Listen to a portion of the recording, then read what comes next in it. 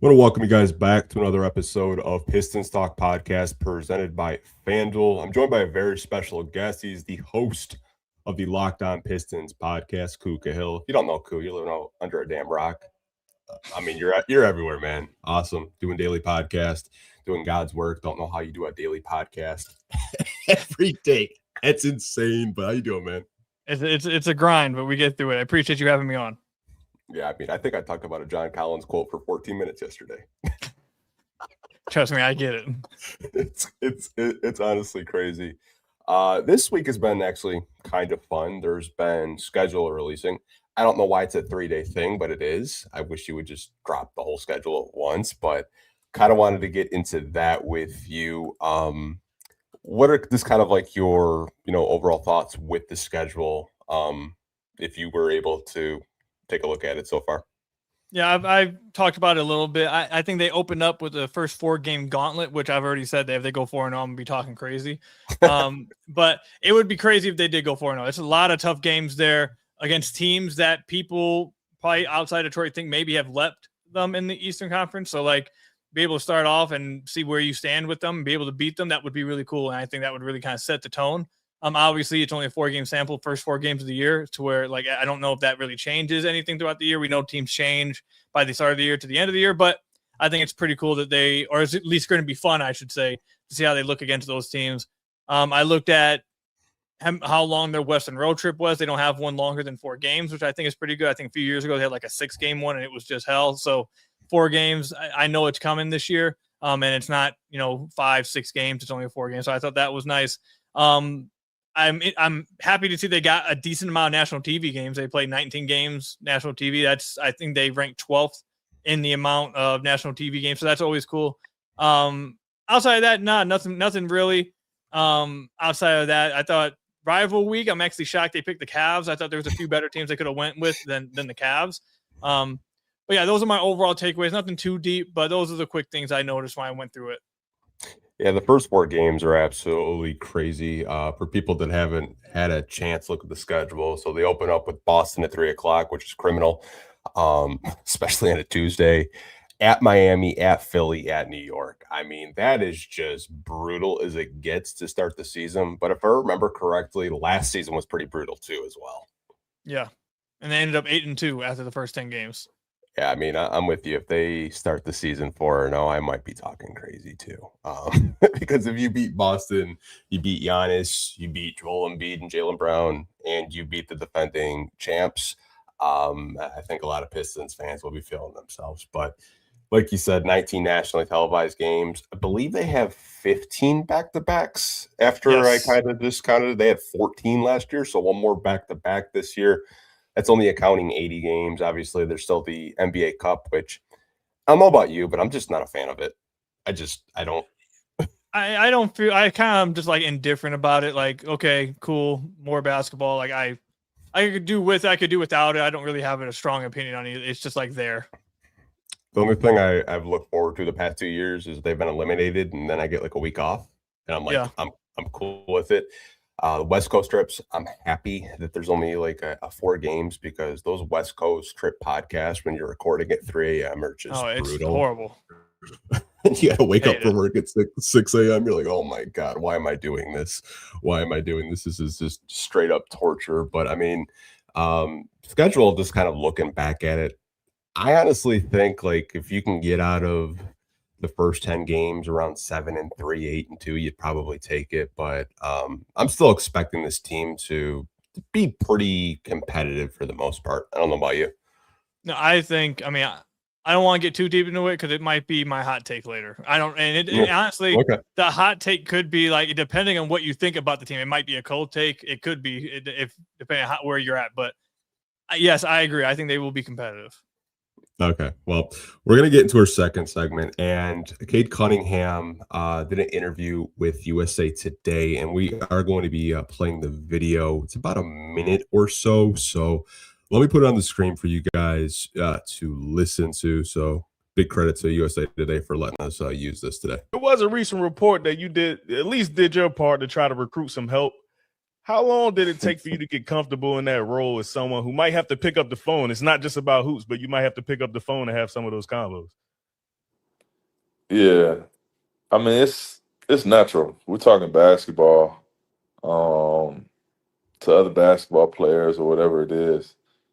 All that stuff happens natural. I don't know where that report came from. I never told anybody that, oh, I talked to XYZ. I wouldn't say that report was all the way true either, but definitely. I mean, I'm all about the Pistons. I want the Pistons to be at the highest level possible, and if there's somebody that is available or wants to play for the Pistons, that I can see that happening, and I feel like it's a good fit. It's easy to talk to them about that if as long as like I don't get into all the what is it called, tinkering and all. I don't know what it's called, messing with other players. I kind of just let our staff do their job. I think other players know the type of game that I want to play, know the type of game that the Pistons play, and the guys that want to be a part of that will be a part of that. So I kind of wanted to get your thoughts on what Cade said about just the whole recruitment process. I know there was a report by ESPN that Cade had been talking to, I think it was like KD, Kawhi, Austin Reeves. I don't remember the full list of players off the top of my head, but what are just kind of your thoughts with that? Well, I think I would be interested to know like the depth of those discussions. Like, was it just like, hey, you should come play in Detroit and kind of just like laughing about it, or was he like actively like, hey man, you got a decision coming up. I really think Detroit would be great, and like trying to sell them. Because like he said, when you're an NBA player, you're around other players, like you just talk basketball. So I'm sure there's probably even more players that he's probably trained with and like, been at pickup runs like, hey man, Detroit would like you. You'd be nice and like just because you just talk. Like that's how it goes. So I would love to know like, was it just that, or was it like he's actively like texting them, calling them, like, hey man, I really think the Pistons would be nice. I think you'd enjoy playing with us. Consider it, like that kind of thing. I think that obviously when you are a player of Cade's stature and when the Pistons are as good as they are now, you're trying to take that next level. This happens with just about every team. This happens with just about every player. You're always wanting to add the best players that are available. You can create connections across the league. He's very close with KD. We know that through multiple like interviews they've done together. They hang out with each other. So I know he's really close with him. I'm sure there's other players he probably said some things to. I don't really have a big takeaway from it. It was kind of like I feel like you kind of should already know that like Cade probably had mentioned something to like he's a superstar. He wants to win a championship. I'm sure every time he sees someone that could help him, he's like, hey man, think about Detroit. You should come over here. Like, I don't really have any big takeaways from it. I think it was kind of expected answer. Yeah, it's not like when you're playing 2K in my career and someone like texts you if you want to come. Like that's kind of like my takeaway with it. Obviously, I feel like every like post game, there's some kind of superstar that's dapping them up. They talk on the court. I think obviously when we're in the moment, especially during the off season, I feel like the off season is the one part where I think sometimes we let our fandom leak out like a lot to the point where like, oh, Pistons are going to get KD. Like, how can we get KD? And it kind of gets into this discourse on when we don't get KD. I'm sure you see the comment section. The negativity just kind of pours out. And K doesn't really seem like the type to like go in Trajan's office and say, hey, go get me Kevin Durant. Like he seems like a pretty even-keeled kid. Doesn't really seem like he's going to like, pull like I don't want to be here anymore type of things, even though you read online like he's going to force his way out, which I just don't really feel like he's that type of player. Yeah, I don't think Cade is going in, like you said, and like demanding players. I'm sure he's had some input. I'm sure the front office has asked, like, hey, what do you think about this? Or I'm sure like he's the best player on the team. He's your franchise player. Of course, he's going to have at least some kind of input or at least some kind of, especially if he has a good relationship with Trajan. I'm sure he could, if they have a good relationship, they might just text on the side like, hey, man, I just talked to this dude. He might be down. Just letting you know. Like, I'm sure they've had those talks. I don't think Cade, he mentioned it in that interview. I do believe him. I don't think he's one of those guys that's like, all right, here's player A, player B, player C. I want one of these guys. You need to go. Like, I don't think he's doing that. I think he trusts. I know that he very much trusts what Trajan is doing. He has a lot of trust in the front office, a lot of trust in the coaching staff. He'll give his input, but I don't think he's really trying to step on toes. He believes in what they're trying to build and lets them do their job. Yeah, I mean, that's kind of what I've heard kind of behind the scenes with Cade and like the relationship with Trajan as well, which obviously I think when people saw that video, they're like, oh, so that report like wasn't true. He said it was like kind of half true.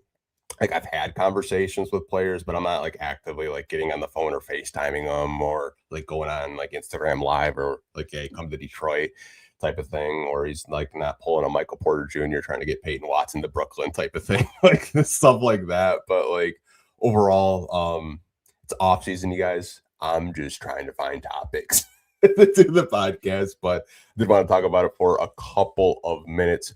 I wanted to talk to you about Ausar Thompson, and I feel like you're probably one of the biggest, I would say, I don't want to say fans, but I know you're like a huge Ausar Thompson guy. And a lot of people were talking about these summer runs, which we'll put the summer runs on the screen next, just for people to see if they haven't seen it yet. Just a jump shot.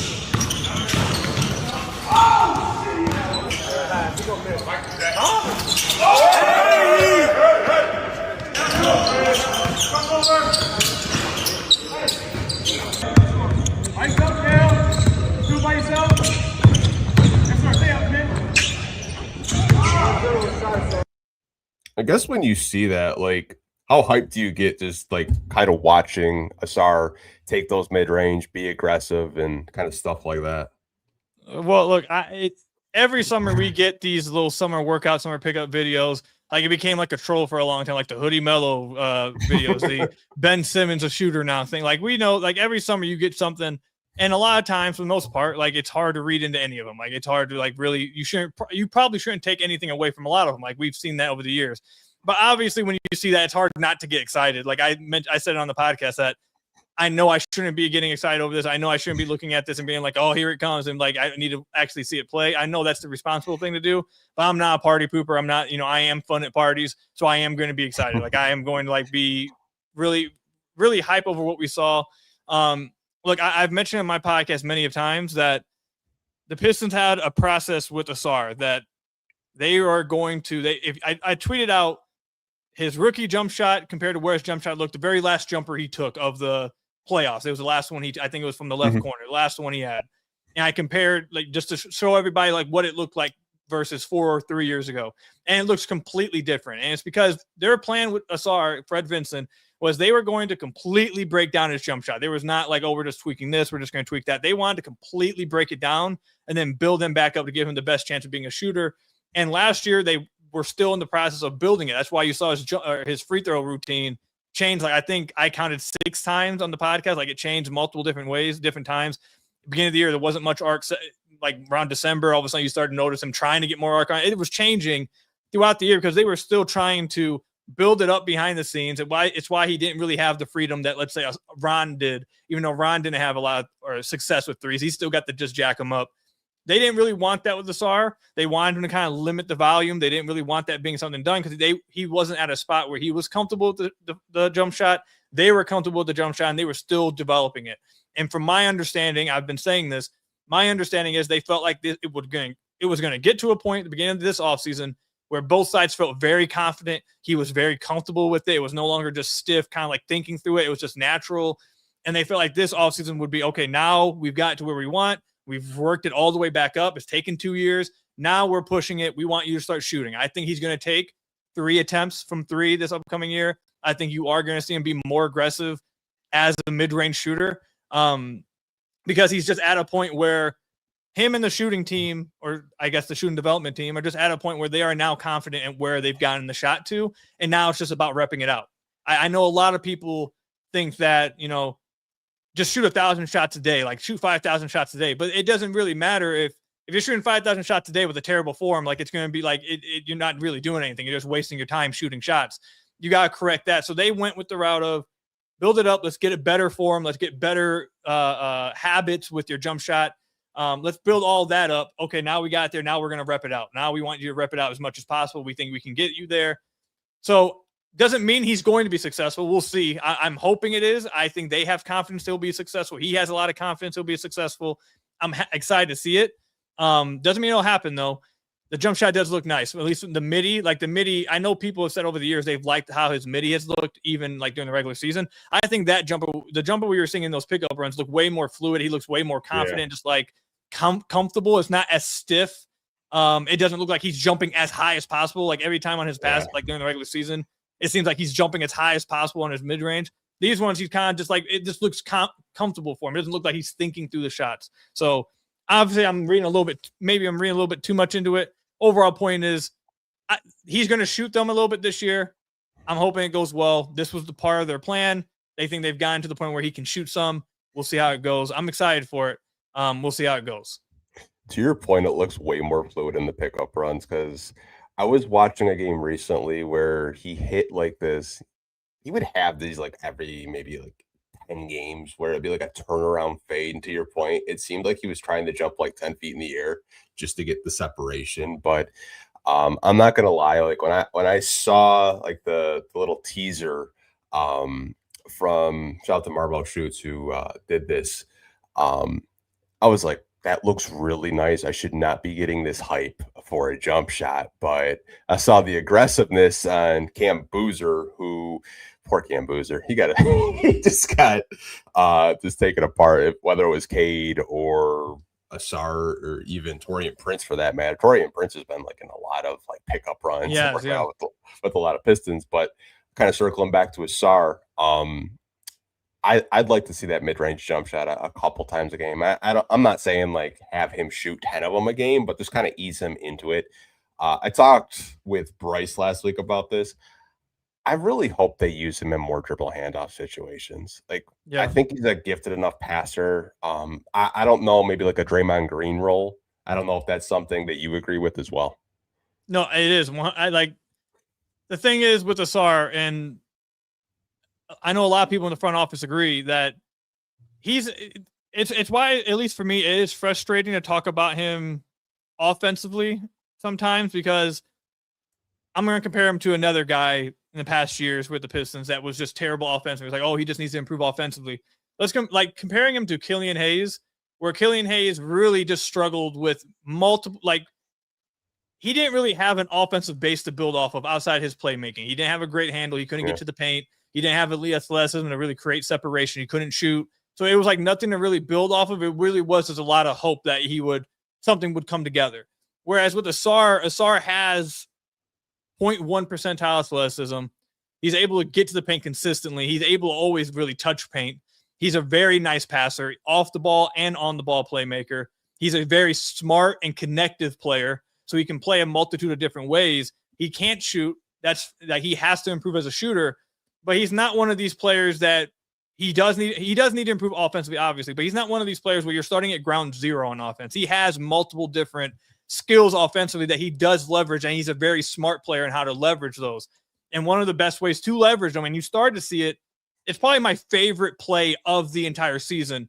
I believe it was game 6 when the Pistons were making that big comeback. Cade throws the ball to Ausar in the corner, and instead of Cade or Ausar catching the ball, thinking about shooting or taking a few dribbles and stalling the offense, he catches the ball and immediately goes straight into a DHO with Cade, and Cade gets an open corner 3. I was losing my mind when that happened. I was like, oh my, that is something that you should be doing all the time. He should be utilizing the DHO at all times. That should be a part of the offense, especially if teams want to sag off of him. That's how you counter it. The Pistons did that a little bit, but Bruce Brown, his first year, I think his second year before he could learn to shoot, he was running a lot of DHOs. They obviously do it a lot with Draymond. It really is one of the main like counters to guys who can't really shoot. Put them in a DHO with a guy who can shoot. Put them in a DHO with a guy who is an offensive threat. So if they do want to sag off of him, now you're dribbling into or DHO straight into that guy getting an easy shot or an easy advantage created.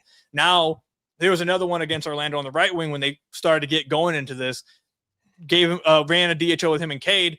Ausar's defender, after that happened, decided to come up and play it. Cade gives him a nice dump off pass. He's in a short roll. He finds JD for a dunk. So, and Ausar is a very good passer. So that's very easily a way they should be incorporating him offensively. I was a little frustrated that it felt like until game 6 of the playoffs for them to finally start realizing, okay, this might be actually a good way to use him. But Ausar, I've always said, I think he's going to be a Swiss Army knife. I've always compared him to eventually Andre Iguodala, where he can handle the ball, he can run some of the offense, he can play off the ball. He's a really good cutter, a very good offensive rebound. He contributes to your second chance points incredibly. He also can operate in the DHO like Draymond. He can be like the Draymond of the offense. I've often compared him and Cade to being like the Pistons version of Steph and Draymond. Like Cade is the offensive guy. Draymond can't really shoot, but he's a fantastic offensive passer. He's a fantastic He's a very, very smart, one of the smartest players we've seen. He knows how to leverage these things. So I think they kind of fit that exact same kind of role. I think you are on the point with the Draymond comparison. I hope they do use him a lot more in DHOs, and not even just K. Like, you can run him with Duncan. You can run it with Isaiah Joe. Like, any guy that has some kind of gravity or someone that can take advantage of the fact that his guy is sacking off, which, again, like I mentioned, creates the defense having to come up with the counter of, okay, we'll come up a little bit higher in the screen. Well, then now Ausar's slipping to the basket in a 4-on-3 advantage that we know he can take advantage of. So, like, there's things you can do, and I think that's one of them you should be doing pretty regularly.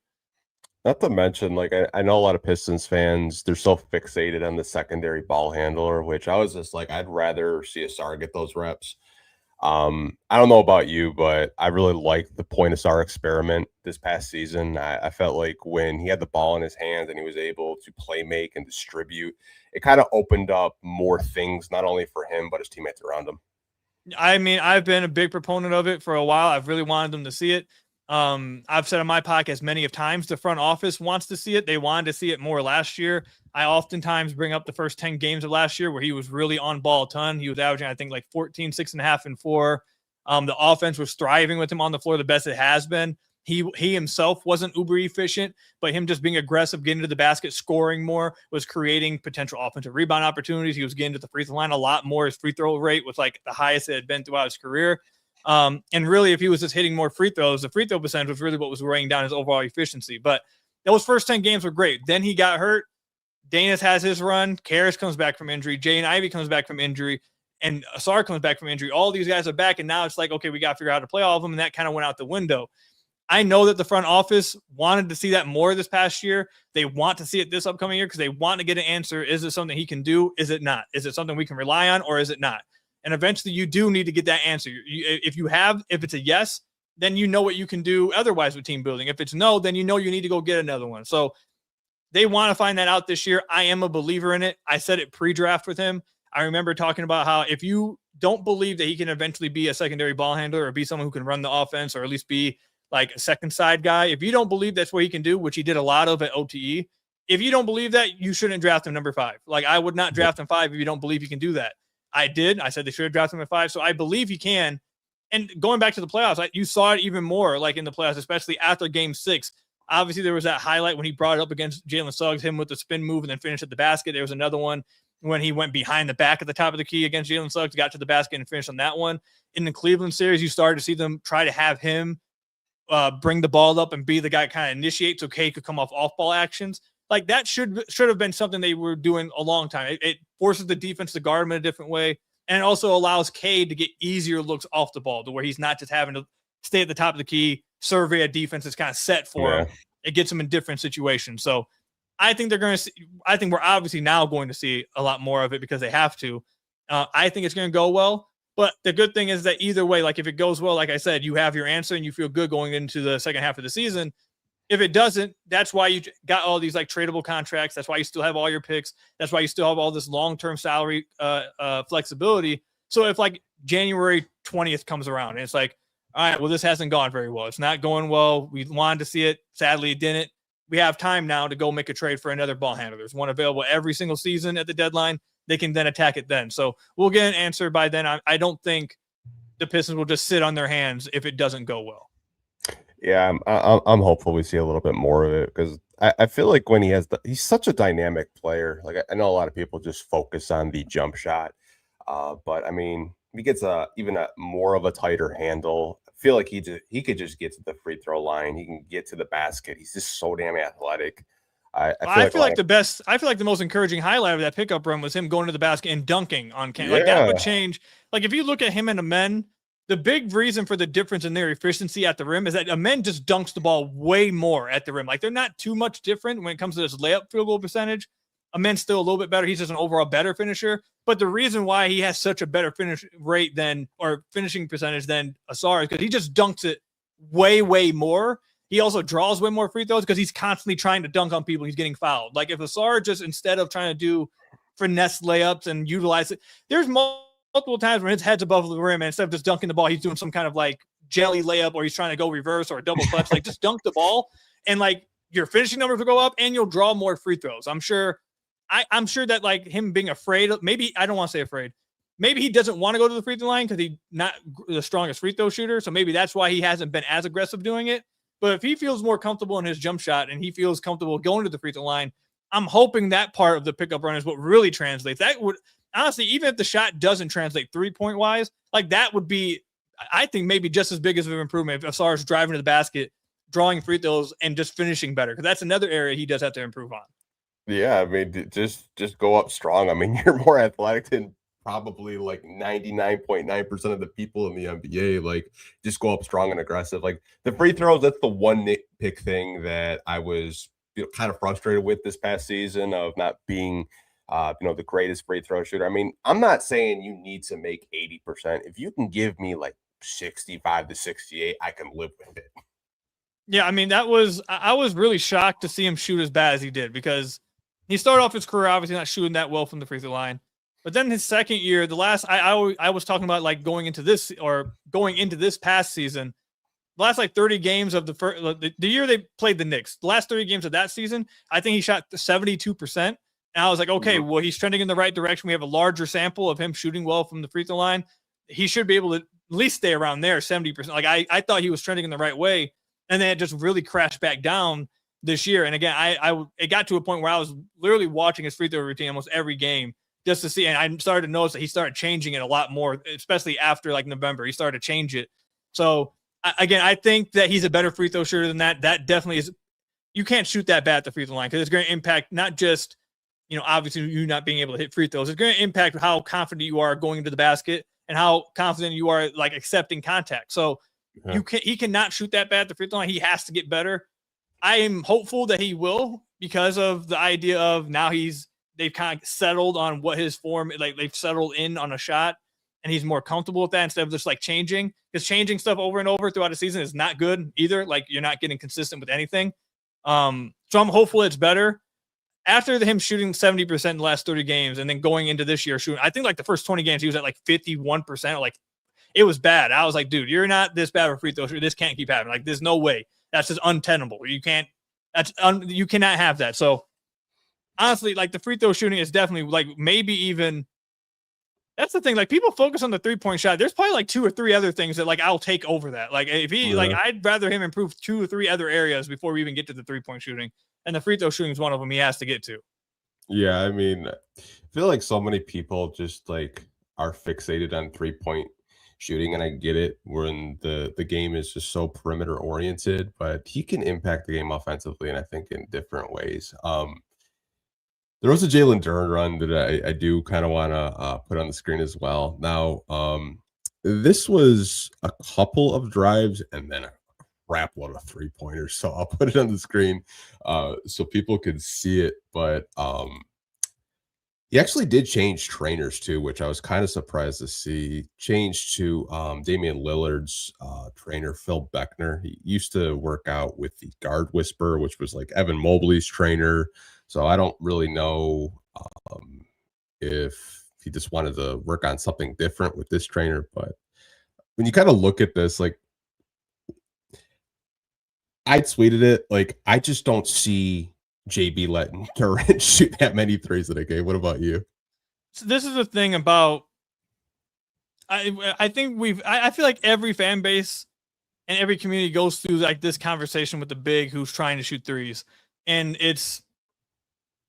it comes like the part of this that why I don't really care about him shooting threes is that like how many possessions throughout a game would you rather see JD pop to the 3-point line instead of rolling to the basket, using that gravity to get a finish at the rim, a lob, forcing help defenders to rotate and create open threes beyond the arc? It's like what he would have to get to, like what level would he have to get to as a 3-point shooter to where you say it's more beneficial for him to shoot threes instead of rolling all the way to the basket and using his unbelievable finishing ability, his unbelievable hands, his unbelievable finishing on lobs, his ability to be at his gravity as a roll man to create open threes for teammates. Like what I don't know if there's any situation where I'm like, oh, I'd rather see JD try to shoot a 3 at 31%. I think that's a better trade-off than having to just roll to the basket and just dominate doing that. Like I don't think he'll ever get to the point where that trade-off is really worth it. I also don't think he really needs to shoot threes. Like It's fine if he's training and working on him. Like we see everyone try to like work on him. I think would be even more impactful for him is just his ability to hit like a face-up jumper. Now, I don't want him to be like trying to shoot high volume face-up jumpers, but like just keeping the defense honest to where you can hit that elbow jumper. Like if you get one of his isolations and they're just backing up, he can just hit it. I don't want him shooting like 5 of them a game. Like I don't want that. But like if you can just have the defense to where they respect that, now his strengths really open up even more. The ability to drive to the basket, get all the way there, to be able to use his quickness to get around slower guys, use his power to get around, not as strong guys. Like, I think it just opens up more. I think that would be more beneficial to him. I also think a floater would be very beneficial to him, kind of like Isaiah Hartenstein, but I think Claxton has one as well. There's a few guys that are able to just kind of stop when the defense is really like waiting for him at the rim. They're able to stop 5 to 6 feet from the rim, just like do a push floater. I think that would be nice too.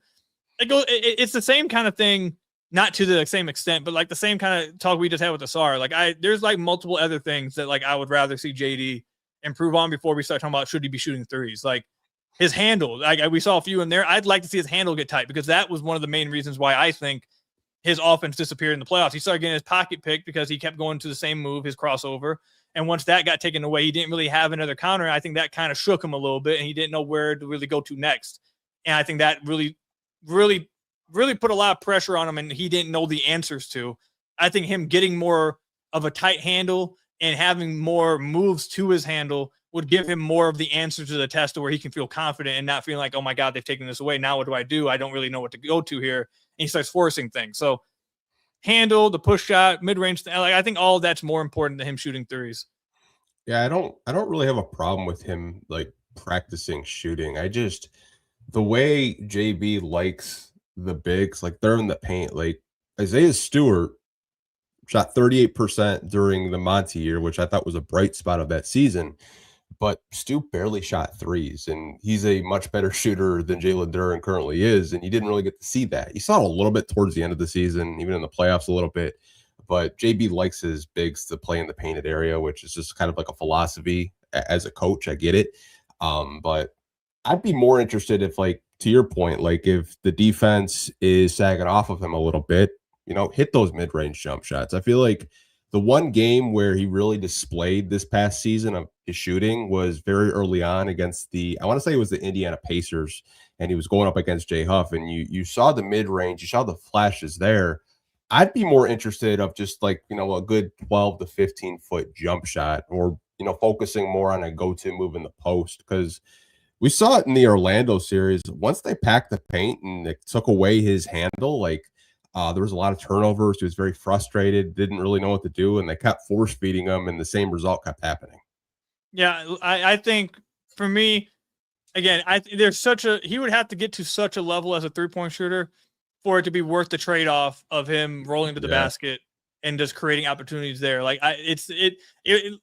I'm not comparing him to this guy, but it was the same like conversation I had when people would talk about Andre Drummond back in his prime with the Pistons. Like, again, Andre Drummond is literally one of the best offensive rebounders in the league. Like, that's one of the main parts of the Pistons offense, that he generates second chance points.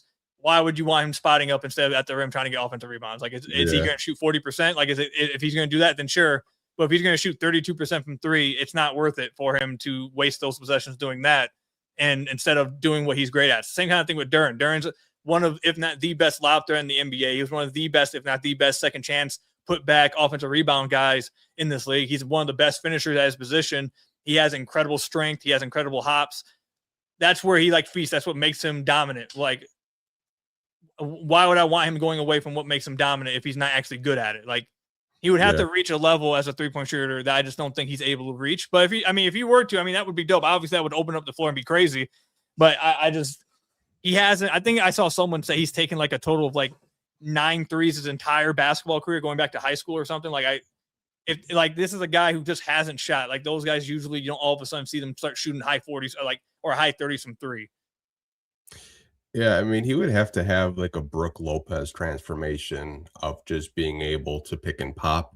Not saying that he can't do it, but I think I would rather him just bully people in the paint. You want to try to shoot, anywhere from 6 to 15 feet, step out. I would let him try to explore that before trying to step out to the 3-point line. Took Andre Drummond several years to, hit those 3-point shots consistently. We saw it in the playoffs this year. Best corner 3-point shooter I've seen in quite some time in the playoffs, man. It's honestly crazy. But I mean, Andre, it finally works for Andre because he's lost. And I love Andre, but like he's lost a lot of his athleticism. He's just simply nowhere near the same type of lob threat anymore. He's gotten worse as a finisher. Like, and he's been in the league a very long time. That's not like a bad thing. He's had a very long career, but like he's just nowhere near as impactful as a roller, as a finisher, even as an offensive rebound putback guy. Like he's just nowhere near what he was. So it's like worth the trade off and be like, okay, well, if he can shoot 35% from three like that, let's see what he can do. But yeah, look, even Brook Lopez was a crazy good post, like mid-range shooter. Like he had great touch. He always was a good free throw shooter. So like that's one of those guys, like even like another one of those guys that probably could have shot threes if he really wanted to. Like LaMarcus Aldridge probably could have spread out to the 3 and shot threes if he wanted to. Like guys like that have like exhibited touch. And from like the mid-range area and from the free throw line, that's fair. Like those guys are fair to believe in. Like, okay, maybe we can actually push them out. I don't think we've been given enough to believe that Duren's one of those guys that's like all of a sudden going to shoot threes. But again, if he does it, credit to him. I mean, like if I see like one of those every like 5 games, I won't hate it. But I mean, if it's just becoming a point where like he's just attempting, at least 1 or 2 a game, then I would be like, yeah, man, I don't really know if I like that personally. Well, like I want to be fair to Duren as well, because I know I've seen some fans do this, and they do this with every NBA player, every NBA community. These guys, I promise you, what you're seeing in these workout videos is not all they're doing. Like I see people like, what are you working on threes for? You need to be working on guys. I promise you, he's working on that. It's just like it feels like everyone in the NBA takes time to work on their three because everyone knows how important the 3 is. But they work out for a long time. They do a long stretch of workouts. It's not just an hour; it's hours of workouts. And just because you saw a little few minutes of him or 20 seconds of him shooting threes does not mean he's not working on all the other stuff. Everyone does it. There's a lot more that you're not seeing behind the scenes. These guys are working very hard. I don't think he's ignoring everything else that he maybe needs to work on just so he can shoot threes. Like that's not what people should be taking away from that. Yeah, I mean, like I think the average fan, like if they were to go watch these players work out, sometimes they're working out for like 7 hours straight. Like, yeah, it's crazy. It's like I have some family down in the Miami area, like the Boca area, and they said that they saw Paul Reed in the morning around 5 a.m, and then they saw him again by a gym at like 8 o'clock at night. Like guy is just straight in the gym. I was like, I believe it. Like, these are like 1% athletes. It does not surprise me whatsoever that they're down there working out, just putting in the work. To your point, it like the little 60-second 3-point shooting like highlight videos, they're just putting that out to maybe gain some traction. Yeah. Get people talking about it. I feel like as Pistons fans, we used to get so hyped with the Rico Hines runs every year and like overreact like crazy. I mean, I think the year they won 14 games, they got obliterated in those pickup runs. So like maybe we should have read into it a little bit. I don't think they won. There was one summer where they didn't win a single game at the Rico Hines. I remember being and talking. I think it was the year they won 14 games. So maybe we should have read into it a little bit more. Maybe. We do have one more topic, but we have to hear from our sponsors over at FanDuel. And this is an NBA future 2026-2027 seed odds. So for the over, which would mean the Pistons finish the 5th seed or worse, it's at a -130. And for the under, this would mean if the Pistons finish 4th seed or better, it's a +100. I've told you guys I am going to take the over. I think at bare minimum, this is a top 4 team in the Eastern Conference. But that's just my take on it. And we're going to get into Pistons hot take. So I want to ask Ku. He said he had maybe a spicy or a lukewarm take. So what is your Pistons hot take before the season does start? All right, so I have 2. Okay. And the first one, again, it could be a hot take to some, and it could be a very cold take to others. It depends like where you stand with the Pistons. I think this team is going to be top 3 in the East again. I don't see them falling out of the top 3. And again, if you're one of the people who are panicking and think everyone in the East has jumped them, then that's a hot take. If you're one of the people who think, these other teams made jumps, but the Pistons are still very good, that's probably a cold take. So it depends where you stand on it. But yeah, the Pistons are going to be a top 3 seed team this year. I get people questioning what their ceiling could be in the playoffs. We'll see. But like regular season, this is what wins in the regular season. And really the comparison you can use is like kind of like Utah with Donovan Mitchell and Rudy Gobert. And even before Donovan Mitchell, teams that win a lot of games in the playoff that are guaranteed to win a lot of games in the regular season. Teams that are deep, teams that are one of the best defensive teams in the league, and teams that have young legs. If you are a young team that's deep with defenders and you're one of the best defensive teams in the league, you are going to transfer that every single night. You are going to win more games in the regular season than everyone else, even if maybe you're not better than the other team. Maybe the Pistons don't end the season as a top 3 team. Maybe they lose in round 2 again. Heck, maybe they get upset in first round and it's just like a massive disappointment. Maybe that does happen. But in the regular season, they are still a very deep team. They are still going to be one of like top 3 defense in the NBA, I think. And they have a bunch of young legs. Those guys don't get tired. They don't take nights off, especially when that's your identity. It's the same thing as last year. So they're going to win more games than people. They're not going to drop that big in the standings, I don't think. They have the recipe to just be a great regular season team again. So that's hot take number 1. Hot take number 2 is Ibuka Okori is the backup point guard by the end of the season. Okay. Yeah, it's funny. When I talked to Czar, because we did a podcast, I want to say a month ago, he had a similar take as well he was really early on the Ibuka stuff. I got to give him his flowers and his credit. He was a big Ibuka guy. He called that like a month ago or like 2 months ago, like in June or even before June, maybe May. I don't even remember. My memory is trash right now, but I can kind of see the Ibuka take 100%. I'm really interested to see the camp battle between him and Danis because I don't really think the backup point guard's set in stone. I know a lot of people think it's just going to be Danis' job no matter what. I think Ibuka has a pretty good opportunity to get some minutes. I'm not saying he's going to start right off the gate. I think he's going to have to take it away from Danis eventually, but might get JB thinking maybe I give this kid a little bit more run. Your first take, I agree with you. I don't think this team is going to drop off from being a first seed this past season to like I've seen some reckless comments on my YouTube channel. They'll be lucky to be a 10 seed. Like I've seen just some reckless. Like I get it. A lot of these teams look good on paper, but we don't really know how that's going to translate in like NBA games. Like obviously Philly having, I would say, arguably the best offseason. They will be better, 100% getting LeBron and Jalen Brown. I just want to see what they look like collectively. Like how many games does Joel Embiid and play? What does Tyrese Maxey kind of look like with all that offensive talent? I get it. Like Boston, which I have a hot take. I don't see Boston being a top 4 seed. I just don't. That is a hot take. I just don't like. I know Joe Mazzulla is a good coach. I just don't see it. I just don't see it. I'm very high on Boston. So that I'm interested. We'll see how we'll have to come back to this after the season because I really like Boston. But that is a hot take. This is a hot take segment. That is a hot take. I agree. I think where's Boston's odds? I think Boston's odds probably is. Are they high? Are they higher than the Pistons? Do we know?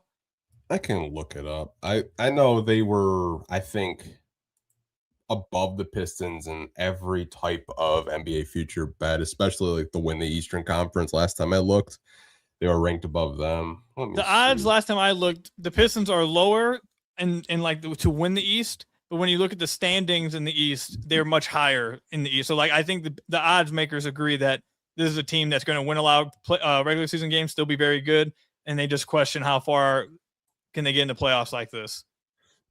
Yeah, so they're like the seed odds that we just read. They have them ranked above the Pistons. They have them set at 50.5 wins.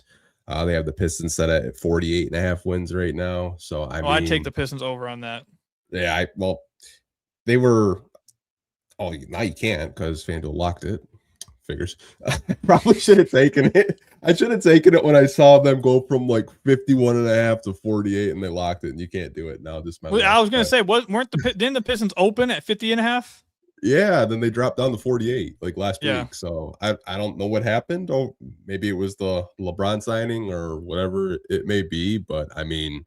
I have the Pistons at least winning 50 games this year. I don't know if they'll win 60. I just don't know. They'd have to have another like win streak like they had last season, but I feel like their schedule is actually pretty decent. It's not anything like too crazy, but yeah, the Boston thing with me, I don't really I know Jason Tatum is coming back from an injury. I still kind of question like can Jason Tatum have a similar type of usage that Jaylen Brown did? Like, can he take the stress of that for a long season? Yeah, I think I think my overall take with Boston is last year they won with that roster with Jaylen Brown as the best guy, and they won they were second seed, I think. Mm-hmm. Yeah, right. Yeah. That was with Jaylen Brown. People, I think, are looking at it completely wrong. Like they're looking at it as they swapped Jaylen Brown for Paul George, where actually they swapped Jaylen Brown for Jason Tatum, and then added Paul George and Mitchell Robinson to the same roster. It's the same roster, except Jaylen Brown's gone, and now Jason Tatum, Mitchell Robinson, and Paul George is now on the roster. So I think they're actually going to be really good. I think Tatum is much better than Jaylen Brown, and if he can make it through a season, I think they're going to be very good. And I think the system that Missoula has is set up to win a lot of games. I think their roster, we'll see. If Tatum's not able to get through a season, or if he's struggling to get through a season, or if he's constantly singing, or if he's rusty, even though it looked like he looked pretty good this past year, maybe a further away, he still has to knock rust off, whatever. That could definitely happen. The health thing is definitely something you still need to pay attention to. But as long as he stays healthy, I think they're going to be very good still. I'm very high on Jason Tatum and that overall roster. So we'll see. We'll have to come back to this one. Yeah, 100%. I know it's not really a Pistons hot take. I would probably say my one hot take for this team is I anticipate John Collins to get back to his Utah-Atlanta type of production. Like, that's kind of my hot take. Can I ask you a question to kind of further your hot take? Mm-hmm. Do you think he gets traded at the deadline? That's a good one. It's funny because I'm in the middle of creating this whole game chart that I'm going to have someone on next week. We're going to kind of just like play like a Pistons squares, if you will. And the three guys that I had were John Collins, Ron Holland, and Duncan Robinson as trade candidates. Yep. So I think if they start the season off slow and it doesn't look good, yes, I think he could be on the trading block now. Who is that going to be? I don't know. I don't know if it's going to be a Trey Murphy. I don't know if that would be like MPJ. I don't know if that'd be a Lauri Markkanen. Could be a disgruntled superstar. Who knows? But I think they kind of want to at least explore the versatility that he could bring. But would not surprise me if you saw him packaged with a couple different players. Yeah, I think he's the most likely one to get traded on the roster. Okay. Do you think it would be for a power forward position, or more kind of just looking at maybe secondary ball handler, or just he's just going to be traded regardless? I think it could be either or. I think the way his contract was structured, says to me they are very much, this is just a placeholder, and we're looking for upgrades. We're looking for, potential upgrades down the line. His contract's very tradable. It's non-guaranteed the last 2 years. Like, people are going to want that deal. They're going to want to get off of money if they want to. They have expiring right here, basically. It's a decent salary. Like, it's not a crazy salary either. My guess, I've said I fully expect him. I guess another hot take, if this counts as one, I fully expect him to be traded midseason. Wow. Okay. Maybe I'm three hot takes for me. Maybe I'm a little bit just too high on him. I just feel like he's going. I think he could be good. I think he could be good, but I think, I guess I could make this a fourth hot take. I think even if they are playing well, I think they trade him. Wow. Okay. I think they want to take advantage of his contract. I think they know that this deadline is when. For me, I view the Pistons' window of making a move as any moment before Ausar and Duren's contract are both on the books officially, and that's next offseason. Once next offseason officially starts, they both will be on the books, and now you lose a little bit of flexibility. I think they want to get someone on the books before then, so I think the deadline they will be making a move, and I think even if they are playing well, they'll use him to get another upgrade for whatever they need. So that's I guess the fourth hot take right there for Pistons Talk. Well, let me ask you this. What's a move that you would absolutely hate, but you could totally see them making. That I would hate. Yeah.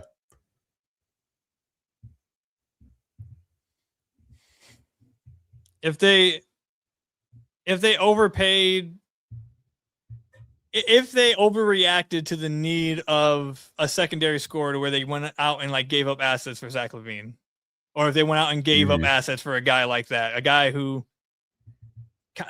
hasn't been a winner, doesn't really.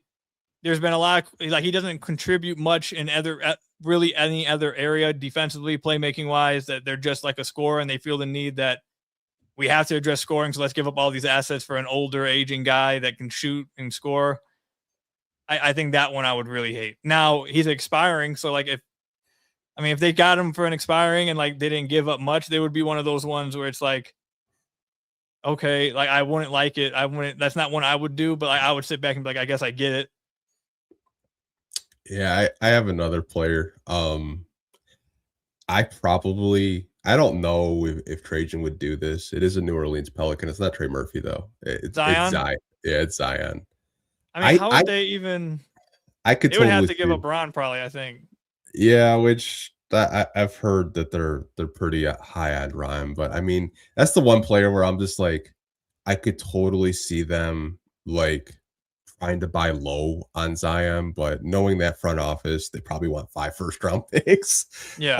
It's honestly crazy, just kind of like the whole process down there with them and like just wanting a king's ransom for their players. But I could totally see Zion being a player that maybe Trajan thinks he can buy low on. It's a power forward. Like him and Cade would be interesting together, but I just wouldn't like it.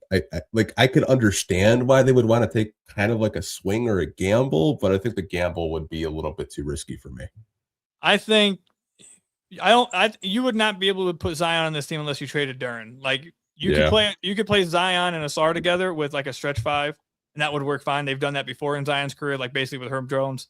And they would be fine because they don't operate the same spaces, and Zion's probably the best tight space scorer in the NBA. Like he's able to find these little windows and score. He doesn't need space to score, basically is my point. Like some guys who are scorers need spacing. He doesn't need spacing. He's give him a run lane and he will be able to find a way to get to the basket every time. So you can play him with one other non-shooter if they're like a perimeter defender like that. We've seen that. If you play him with that and then you play another non-shooter, now it's just like you can't do it. So the only way you'd be able to get Zion on the team, you'd have to be wanting to move off of Duren then. Like that would be if that's what you're doing it for, which I low key look, we talked about this a little bit on the podcast, like I think like a week and a half ago. If the Pistons, if they get to a point where it's like, all right, man, you're not coming back. We're not coming to an agreement on a deal. We got to trade you. I would be calling New Orleans then. If they get to that point, I want him back. I don't want him to be like, I want Duren signed back.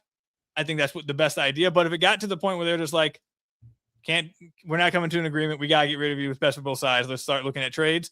First team I'm calling is New Orleans. I think that should immediately be the first team you call, whether it's for Zion or Trey Murphy or whatever. But I'm calling Troy Weaver instantly and be like, oh, you want your guy back? We want everything.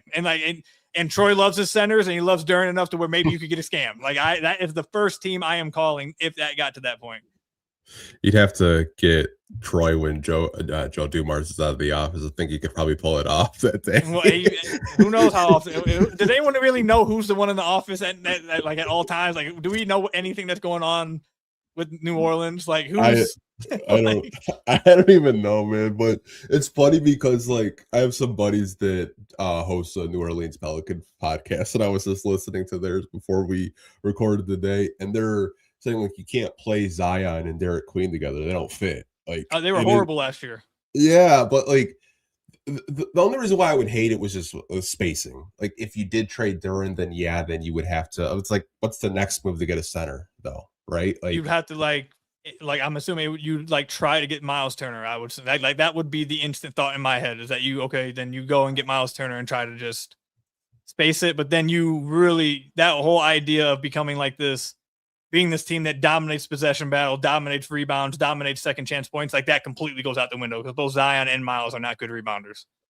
No, Zion did have a pretty good defensive season, I will say. I mean, he did stay somewhat in shape. And you do look at his contract, I believe the last year of his deal is non-guaranteed. So Yep. something with this front office of non-guaranteed deals, man, they're absolute sickos. They got John Collins, they got Duncan Robinson.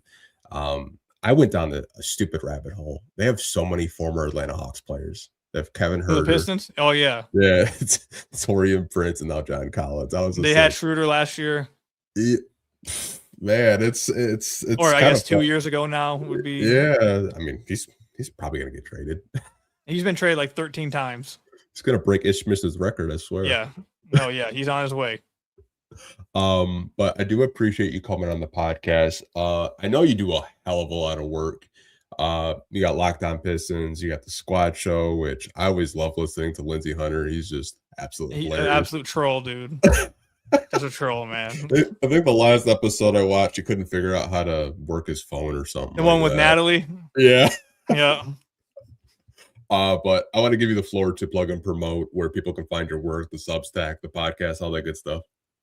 Yeah, you can find Locked On Pistons on YouTube, whatever podcast platform you listen to, whether it's Apple, Google, Spotify, whatever it is. You can find us over there. That's really all I got to plug. The Substack has went dormant for a minute because I'm back in school, so I haven't been doing the Substack. School has been, I've been on a break, but school is tough. But so I'm only doing Locked On Pistons right now. You guys can also follow me on Twitter if you're not already. But yeah, Locked On Pistons is the main thing. YouTube, podcast platforms, wherever it is, check me out over there. I will link it down in the description below. I got one question for you before we do hang this up. Okay. How funny would it be if we live streamed the fantasy draft just to watch people? The people can watch us stress out in real time. So how funny would that be? So look, I was kind of having a not stream. I didn't have that idea. I did have the idea of like every Monday during the fantasy football season, I was going to go on the podcast and be like, all right, well, I just want to let you guys know the content creator, Piston content and beat writer guys. We did a fantasy football draft. Here's what happened. Who lost? Who won? This is the stand. Like doing like a recap and stuff. But I think the stream could be fun. I think that would be a fun way to do it. That would be hilarious to watch people just crash out. I don't know how many people drop F-bombs. I mean, do you do any other fantasy football leagues? I did fantasy basketball when I was at Woodward Sports and then creamed those guys 2 years in a row because they only know football down there. But I mean, did fantasy football, did fantasy baseball when I won it on an auto draft, but people still curse me for that because I forgot about it. But yeah, I got a fantasy. I'm in how many this year? 4 fantasy football leagues. There's 2 I've been in for like 3-4 years, and we have a live draft. We all meet up at the house. We're all in the backyard. We all bring our laptops, and we have the draft happen live in front of everybody. And it's incredibly fun because there's always like, all right, who's gonna go here? And then you take someone else wants. They scream across like, bro, why do you? It's a lot of fun. And this year we added trading picks, which is the first time I've ever been in a league where you can trade draft picks. I mean, that's about to be like a living hell. So we'll see how that goes. Yeah, I'm just saying, like, the people that are watching right now, I think they would probably laugh at us stressing out over it. Yeah, I think it would be really fun. I don't know if we can convince beat reporters to go on there. That's the thing. I don't think we can convince them to do it. Yeah, like I can't imagine, like, Amari dropping an F-bomb because he seems so reserved. I can't imagine them getting up on stream. I'm like, they're in complete vacation mode, which absolutely should be. So but I doubt that they would be like, hey guys, you want to do a stream? I think they would just be like, nah, man, I'm chilling. Which fair. I get it. I think it would be funny. I just wanted to ask, like, that would actually be honestly hilarious because I know when I'm in my house alone doing a fantasy draft, I probably just I'll star the players that I want, and when someone takes them, I'm like, motherfucker. Yeah. No, same. Me and my friends go through the same thing over and over.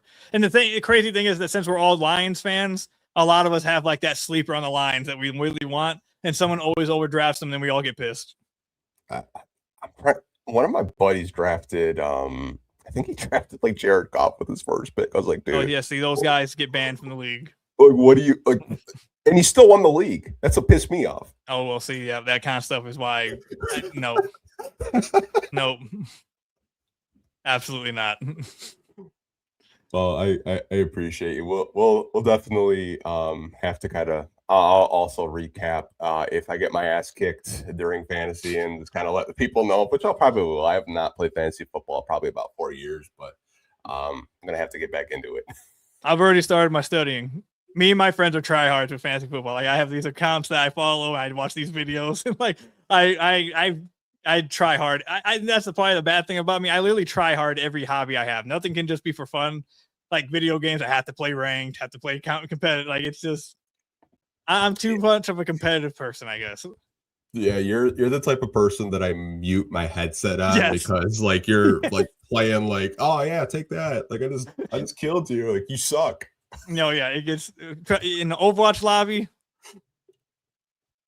Stay away. You see, if you ever see Ku Khahil in the Overwatch lobby, be ready, man. I had to retire. My self-esteem is not that high, and having a little 13-year-old kid saying like, you suck, I'm gonna come to your house. I'm like, I'm done, dog.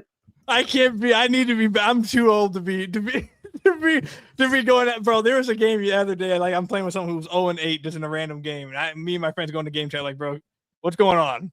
What's happening? And they just like ignored us. I get too mad over video games. I take it too serious, but it is what it is.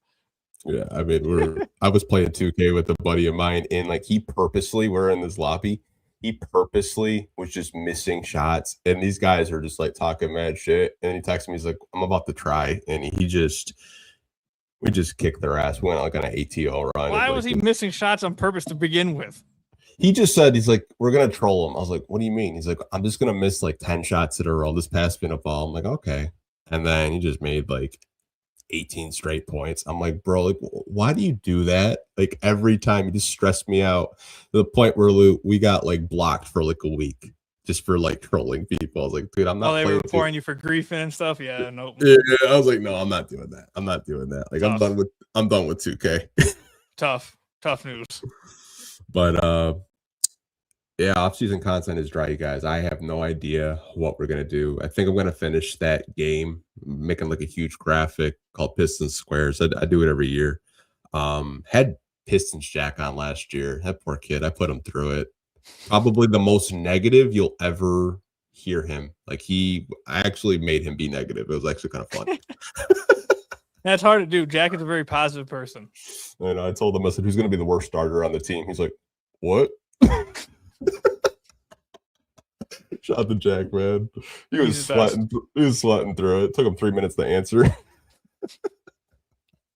But we'll catch you guys later. You have a great weekend, and as always, go Pistons. Peace.